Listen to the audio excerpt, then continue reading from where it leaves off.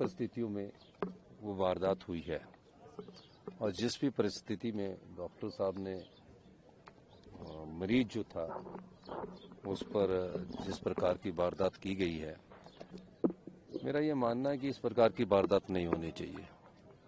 हम हॉस्पिटल्स में जो डॉक्टरों की ड्यूटी थी पहले, हमारी सरकार ने क्या किया कि जो एसआर शिफ्ट करने डॉक्टर आते थे पहले 48 घंटे ड्यूटी देते थे। मैंने कहा कि डॉक्टरों को स्ट्रेस कम होना चाहिए और 12 घंटे की ड्यूटी हमने एसआर शिफ्ट में करवाई और एसआर शिफ्ट का जो हम पहले स्टाइफंड देते थे जो 65,000 से बढ़ाकर 1,30,000 किया, 1 लाख किया।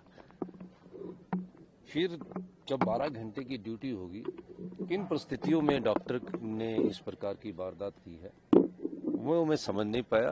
जब मुझे कल अधिकारी जो आईजीएमसी की जो डिसिप्लिन कमेटी उसने रिपोर्ट्स दी, उसके बाद मैंने कहा कि डॉक्टर एक ऐसा है जिसके पास कोई भी आम आदमी साधारण परिवार का व्यक्ति ये सोचकर आता है कि डॉक्टर मेरे लिए भगवान की तरह है और मेरे को उससे ये आशा होती है कि मेरा इलाज करेंगे और अच्छे इलाज करेंगे।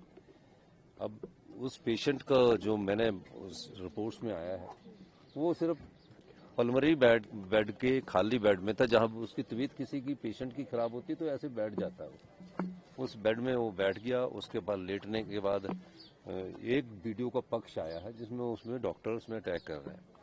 दूसरा डॉक्टरों ने भी कहा है कि हमारे पास एक और वीडियो है।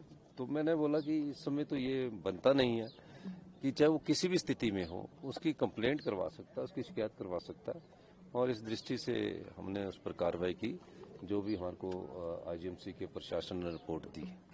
दूसरा, आईजीएमसी में कैसे डॉक्टरों की सुरक्षा को भी प्रदान करना है और मैं उसका भी अभी मैंने अधिकारियों को कहा कि इसका अध्ययन करिए कि पेशेंट के साथ कितने आदमी आईजीएमसी जाएंगे और डॉक्टरों को भी सुरक्षा मिलनी चाहिए। डॉक्टर भी कोई ऐसा ना हो कि उसके बाद वहाँ कुछ वारदात हुई है तो उस सारे मामले में हम बातचीत कर रहे हैं और निश्चित रूप से डॉक्टर ने जो किया वो गलत था। सर, डॉक्टरों के एसोसिएशन ने एक प्रदेशव्यापी आंदोलन की भी बात कही है। अगर एक तरफा कार्रवाई की जिक्र कर रहे थे, एक तरफा कार्रवाई हुई तो प्रदेशव्यापी आंदोलन करेंगे, इस धमकी को किस तरह से? देखिए, सरकार में सब बातचीत संवाद के द्वारा होती है और लोकतंत्र में अगर इस प्रकार की धमकी की बात नहीं है, वो उन्होंने कहा होगा, वो जो भी कहेंगे बात सुनी जाएगी और सरकार ने इस पर कार्रवाई की है, ये फैसला है।